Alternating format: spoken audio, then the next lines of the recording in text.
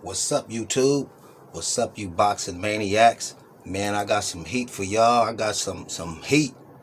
So before I get into it, make sure you hit that subscribe button if you already haven't. Throw a nice straight and through jab. Straight and true. Right at that like button. Throw it nice. Get them likes up. Alright? So, before I get into it, I want y'all to hear something. This is real deep, man. This is real deep.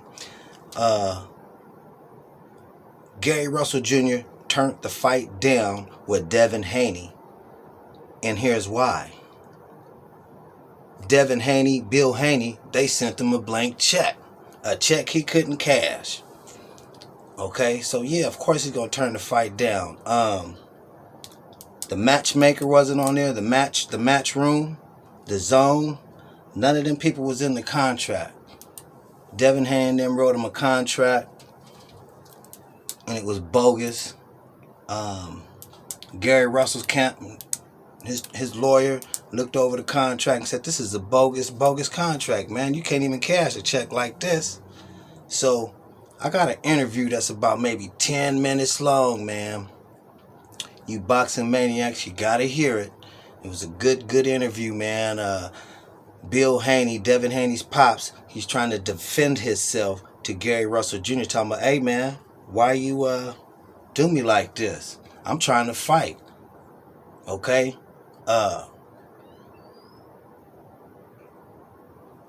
It all started with Bud Terrence Crawford wanting to fight Kell Brook. Bud said, "Here's 1.5 million. Let's get it on." Kell Brook said, "I'm not gonna take that fight. That's a low ball. That's too low for me. I'm not gonna take that." Right? Okay, so Gary Russell Jr., he's the longest reigning champion. 126 pounds. That's what he campaigns at. That's what he competes at. He's willing to move up to 147 and fight all these guys. He's willing to move up to 130, 135, 147. He wants your Leo Santa Cruz. He wants your Tank Davis, your Terrence Crawford, your Devin Haney's. Bring him. Let me show him what I can do. Gary Russell is a bad boy. Only boy that beat him was Lemon Chico. Lemon Chico beat him. Gary Russell Jr. said, you can hear it back in one of my blogs. He said he was drained, dehydrated. He knew he wasn't going to win that fight, and he lost that fight. He should get that rematch. I don't know what's going on with that, but he's looking elsewhere, moving up. That fight come around again, that'll be another good fight. But with Bill Haney trying to defend himself to Gary Russell Jr., man, this is a real good interview, man. It's I forgot the name of this website I heard it on, man, but it's a live boxing talk website. I'm giving it to y'all first. This is breaking news, hot breaking news.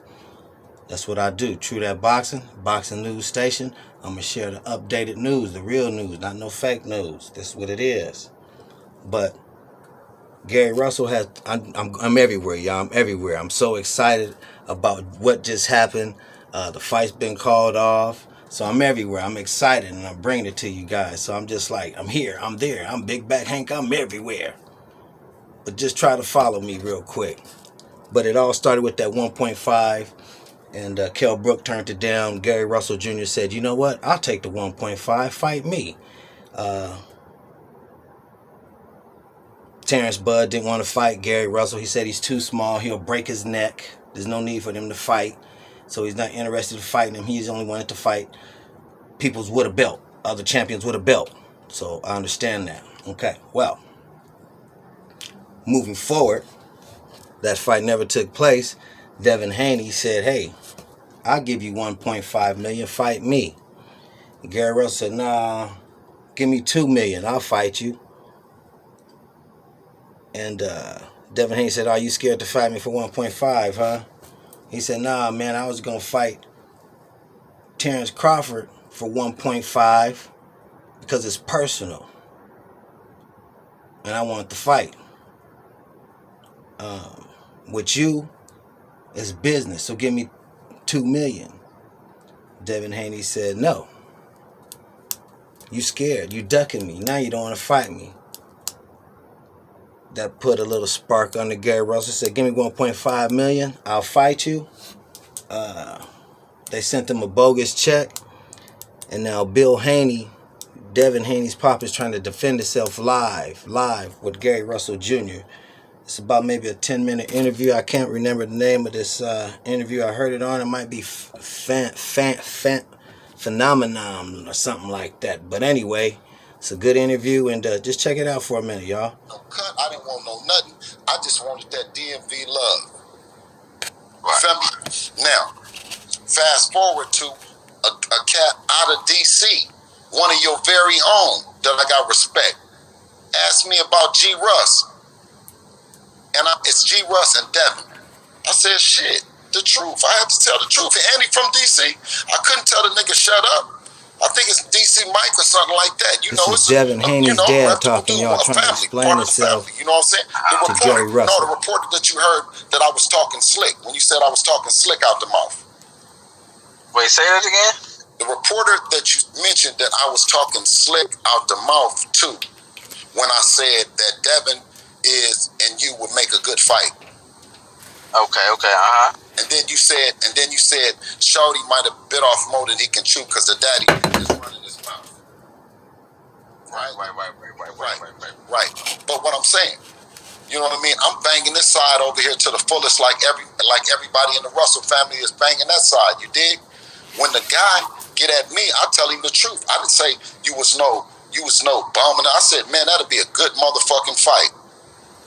And what you did out of respect back, you said, Shorty might have bit off more than he can chew. You didn't say Shorty done bit off more than he can chew. So I knew that it could be a realistic possibility of you respecting the situation enough, and it might happen later on. You dig? And now listen. So for y'all that's not really following it, y'all need to follow this. This is all the social media that Devin Haney and Gary Russell, they was going back and forth to leading up to this fight. They was just talking trash.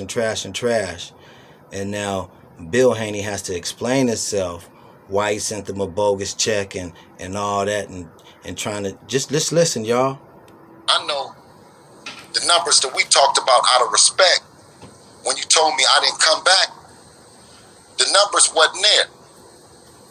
The numbers wasn't there. So, hey, but look, all right, so look. No, when you talk, okay, just give me 1 second, G, so we can just tell the chronological. And if the order of things don't make sense, then by all means, when you get a chance to speak, then just let me know where I misstepped at.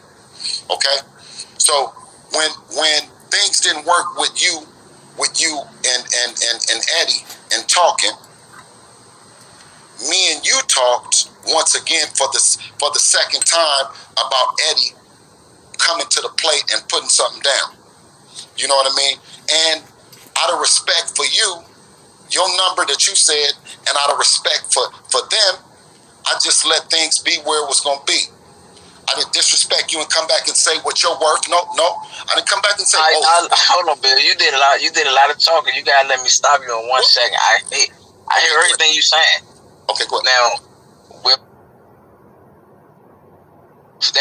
that being said, on some man shit, if that was the case, you should at least came back to me and been like, hey, look, G, man, that number for real, that motherfucker, I don't got this shit, man. They ain't going we ain't hit nothing.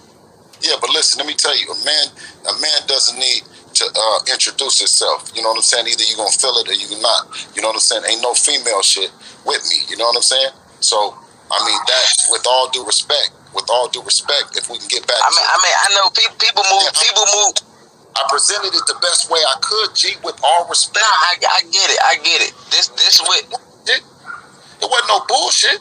But so I didn't say that it was no bullshit, Bill. Back. No, listen. When you clap back, you said, I never got back at you. I took it on the chin and I said, you know what? Because you didn't. I did. Because you did. Keep it real, I didn't. Alright.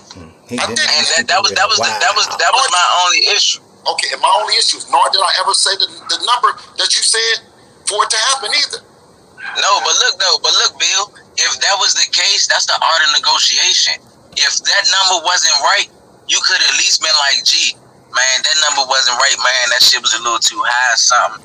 And then I would have been like, all right, well, what you think? You never gave me the option. I never knew nothing. How about this? The number was 0.